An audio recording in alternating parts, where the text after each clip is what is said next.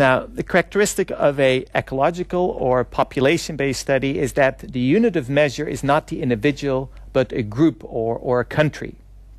And I think this is most easily explained by giving you an example. Imagine we're interested in the relation between consumption of olive oil and risk for heart disease. Now then we can look at countries and see if those countries that consume a lot of olive oil per capita have a lower heart disease rate compared to countries where they consume little olive oil.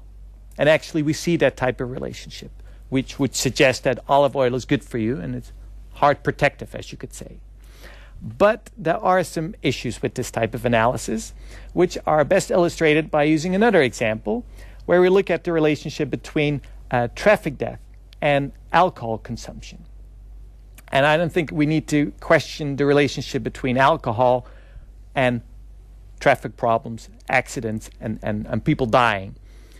But what you find if you compare countries that have a high alcohol consumption with those that have a low alcohol consumption, you see that the fewest traffic deaths occur in those countries that consume the most alcohol.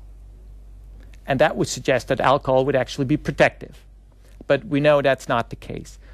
So there is a serious problem with this type of study that we always need to take into account. The unit of measure is country or group, and you cannot extrapolate that to the individual, which means for an individual, drinking alcohol is not a good idea in traffic.